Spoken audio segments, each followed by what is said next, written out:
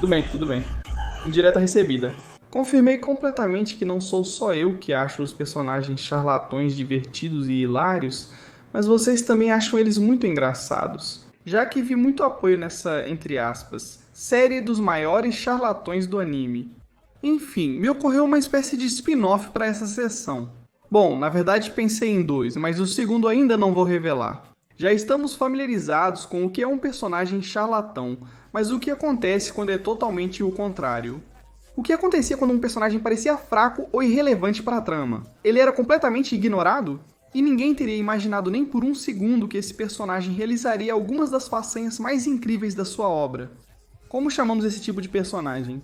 Poderiam ser personagens que achávamos que eram fracos e depois se mostraram fortes, simplesmente, mas não é exatamente a mesma coisa. Por exemplo, Whis, de Dragon Ball Super, até quase o final do filme da Batalha dos Deuses ou na retrocontinuação do anime. Não dava pra saber que na verdade ele era muito mais poderoso do que o deus da destruição, Bills. Mas você podia suspeitar, ou pelo menos, podia imaginar que ele era algum tipo de feiticeiro supremo ou que, no mínimo, ele tinha muita importância em toda essa questão divina, por ser o assistente do deus da destruição. Mas os personagens que vamos tratar hoje podiam até ser motivo de piada dos próprios autores e fãs. Mas acabaram calando a boca de todo mundo, de um jeito que só pode ser descrito como épico. Por isso, hoje vamos mencionar e comentar alguns dos personagens mais anti-hype. Não sei como chamá-los. Se alguém tiver uma sugestão de nome do anime, coloca nos comentários. Então vamos lá. Número 1. Shibukawa. O Sr. Shibukawa é literalmente um oásis dentro de Baki. Esse velhinho é um oásis em um deserto de fumaça. O mestre Itagaki é, por razões óbvias, um dos meus autores favoritos. Mas como todo mundo, ele tem suas, digamos, peculiaridades. Itagaki tem uma mania horrível e pesada de inflar de forma totalmente exagerada, indiscriminada e injustificada cada maldito personagem novo que aparece na tela. Já chegou ao ponto em que os fãs simplesmente suspiramos profundamente enquanto reviramos os olhos toda vez que um novo personagem é apresentado. E como sempre, é a última Coca-Cola do deserto, o cara mais poderoso e fodão do multiverso. Só para que 5 minutos depois acabe sendo brutalmente espancado por qualquer outro personagem ou pelo ogro.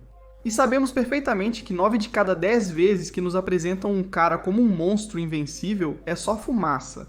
Para dar um exemplo simples, temos o super soldado definitivo Gaia e sua infame supervalorização que teve em sua saga, afirmando que esse cara poderia chegar a derrotar o Ford Yujiro Hama. Obviamente, Yujiro nem teve chance de começar, nem serviu para aquecer, nem para fazer o sangue circular um pouco no corpo dele, totalmente lamentável.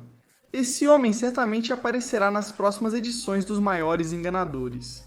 O caso é que o velhinho Shibukawa é, se não o único, quase o único personagem que Itagaki não exagerou de uma forma absurda, e que depois se mostrou não só poderoso, mas também capaz de contra-atacar monstros como Biscuit, Oliva, entre outros.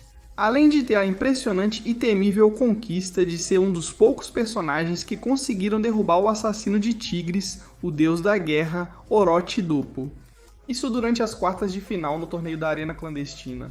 Embora fosse perceptível que Shibukawa não era um qualquer, esse personagem tinha uma aura de mistério durante o torneio. Nem de longe ele foi tão superestimado pela trama, como aconteceu com caras como o inútil Cringe Lord extremo, que Yujiro trouxe para o torneio por algum motivo. Aquele que foi brutalmente analisado por Doppo mais tarde, nem sei se eu sequer lembro o nome dele. Ou até mesmo com Katsumi, que apesar de ser uma fera e um personagem que eu adoro. Nesse torneio havia muitos lutadores superiores a ele, inclusive Hanayama, apesar de ter perdido para ele. Sempre sentirei que Hanayama parecia superior e só perdeu porque era a vez dele. Porque os socos que o Katsumi aguentou não foram brincadeira. Shibukawa chegou às semifinais do torneio onde o nível era muito alto. Personagens como Andrianov, Zargon ou até Hanayama não figuravam no top 7. Como sabemos, ele foi derrotado pelo antagonista. Entre aspas deste arco, Jack logicamente não iria vencer a final, tinha que ser entre Baki e seu irmão. Não estou dizendo com isso que Shibukawa fosse mais forte, é só que a luta já estava roteirizada, por assim dizer, embora sim. Nesse ponto, ele era um monstro imparável, superando o impressionante judô e jiu-jitsu. Não percebem o cuidado do Shibukawa? Mas sem dúvida é uma façanha totalmente impressionante ficar na mesma posição, por assim dizer. Então Retsukaio. E muito perto de entrar na final deste torneio. Shibukawa já demonstrou sua força em outras ocasiões, como ao derrotar Ali Jr. Ele é muito forte, temível e um dos menos superestimados da série pelo autor. Além disso, ele é sensacional e eu gosto muito dele. O vovô Shibukawa é incrível, um dos meus personagens favoritos de Baki. Número 2, Magna, porque um verdadeiro homem nunca fala mal de Magna, o amigo supremo. Hoje, mais do que nunca, é hora de destacar um dos meus integrantes favoritos dos Touros Negros e, por que não dizer, de todo o Black Clover, Magna Swing. Aviso que a partir daqui haverá alguns spoilers pesados sobre a situação atual do personagem no mangá, então cuidado com isso. Sinceramente, não creio que alguém tenha ficado chocado. Com o fim do anime, né? Esperar que a Pierrot retome sem olhar o mangá seria muito Omega Lu deles. O que houve com Magna no mangá foi algo que ninguém esperava. Eu sempre tive fé de que Makina e Sora fariam algo relevante no arco. Naturalmente todos contribuíam, mas esses dois ainda não participavam de forma ativa. E como Tabata costuma não abandonar completamente os personagens secundários. Eu sabia que ele incluiria o Magna de alguma forma. O que eu não podia esperar era que esse filho de um caminhão cheio de putas mandasse tão bem assim, pro cara aparentemente mais ferrado do trio principal de vilões do arco. E o que eu mais gostei de tudo isso é que em vez de dar um power-up idiota pro personagem pra deixá-lo absurdamente forte, assim ele poderia entrar na escala de poder e seguir participando das lutas. Optaram por dar a ele outro tipo de habilidades que, sem deixá-lo mais poderoso de fato, servem para que ele consiga enfrentar certos rivais que o humilham totalmente em termos de poder. Porque, como já foi muito dito, se você não pode vencer seu inimigo, então nerfeie ele. Além disso, sabemos que Dante representa o ego em sua máxima expressão. Subestimar o Magna, um plebeu com poucas habilidades mágicas, não saber como reagir.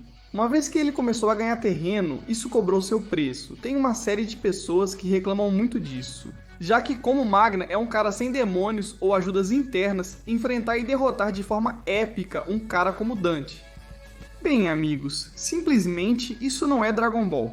Não vence quem solta a rajada de Ki mais forte, nem quem tem os olhos mais exóticos como em Naruto. Lamento. Em Black Clover, é possível vencer com estratégia tática, surpresa, contra-ataque ou, neste caso, tudo simultaneamente. Afirmar que a vitória do Magna foi errada demonstra não compreender o funcionamento dessa obra. A questão é que Magna se encaixa perfeitamente nesse vídeo, já que quase ninguém apostava muito nele. E os que apostavam sabiam do grande potencial e de como o personagem era incrível. Também não esperávamos que ele derrotasse aquele maldito Dante de merda. Então é claro, Magna é absolutamente o completo oposto de um charlatão. Pensei que talvez seria um bom suporte em algum momento.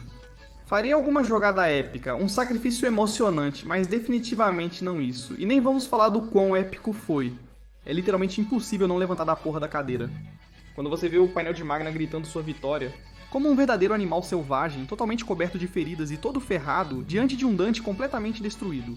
Não dá pra pedir mais. Obrigado, Tabata, por tratar tão bem os personagens secundários, isso é muito apreciado. Toriyama e Kishimoto, eu tô falando com vocês, que as obras de vocês tinham mais de 5 personagens, seus filhos da mãe. Número 3, Mestre Kame. Em Dragon Ball não é muito comum que vendam ilusão pra gente com um personagem. Os poucos casos em que exageraram um personagem foi com o infame Senhor Kaio. E até esse mesmo deus vendeu ainda mais ilusão com os súditos de Babidi, e o Gohan também, embora ele seja mais vende ilusão por outros motivos. Como mencionado anteriormente nesta obra, quando um personagem é poderoso ou perigoso, isso é facilmente perceptível. Mas isso também acontece exatamente ao contrário. Quando um personagem não está à altura das circunstâncias ou não fará nada relevante, isso fica bem evidente. Afinal, em Dragon Ball sempre foi fácil prever esse tipo de coisa. Por outro lado, o personagem de quem vamos falar hoje, o Mestre Tartaruga Muten Roshi, quebrou completamente esse estereótipo durante o torneio do poder multiversal de Dragon Ball Super. Principalmente no mangá, embora no anime ele também tenha tido um papel importante. Sua participação foi incrível, surpreendente e, sobretudo, extremamente emocionante. No mangá, junto com seus eternos alunos Kuririn e Goku, testemunhamos a façanha provavelmente mais selvagem já realizada por um personagem de Dragon Ball. E se não for, pelo menos se encaixa no top 5. E isso foi conseguir enfrentar minimamente o maior monstro que já vimos até agora, sem contar as divindades, o aterrorizante Jiren, o cinzento. Isso além disso, acompanhado do que, nas palavras do Mestre Kami, seria a última lição para seu aluno. Goku conseguiu fazer com que essa cena tivesse de tudo, e mostrou que o homem mais poderoso original sobre a superfície da Terra, aquele que lutou ao lado de seu companheiro e seu mestre original contra o demônio Piccolo Daimao, e que anos depois, deu sua vida enfrentando esse mesmo inimigo, ainda estava de pé para proteger seu povo. Depois discutimos se isso fez sentido. Quero dizer que sinto que isso já acontece há algum tempo. A escala de poder de Dragon Ball está totalmente quebrada. Os personagens se tornaram tão absurdamente poderosos que é difícil entender como eles não destroem o universo a qualquer instante com um simples peido. Por isso acho que a equipe de Dragon Ball optou por não fazê-los parecer tão fortes mesmo que sejam, entende? Em Dragon Ball Z, quando Goku atingiu a fase 3, ele parecia um monstro com um poder absurdamente elevado. Apenas de olhar para ele, você sentia que ele poderia destruir o universo com um único golpe. Já em Super, aquele Goku Super Saiyajin 3 do Z não seria nem uma formiguinha na escala de poder. Em certos momentos, os personagens não parecem ser tão absurdamente fortes. Esse foi um exemplo.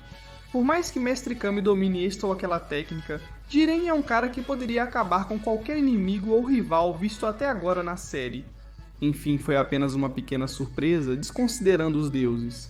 Realmente, isso não ia derrotar Jiren, mas serviu para Goku entender melhor como vencê-lo. Ninguém esperava nada desse velho, astuto e pervertido, e mesmo assim ele conseguiu deixar todo mundo de boca aberta. Já que esse foi o assunto mais quente da comunidade durante todo o mês em que esse episódio saiu, já faz bastante tempo. Por isso, pra mim, por ter realizado uma das façanhas mais loucas e doentias que já vi um personagem fazer. Sendo que um simples humano treinado conseguiu desviar de uns socos do cara que é, Superman fundido com Goku e com o alienígena da Cúmbia merece pelo menos um lugar nessa lista. Se você gostou do vídeo, inscreva-se no canal e me siga no Twitter e Twitch, onde faço lives quase diariamente. Também não se esqueça de me seguir no meu canal secundário, BelCTutor, onde posto vídeos reagindo a animes ou lendo mangás que assisti ou li ao vivo. Muito obrigado e nos vemos na próxima.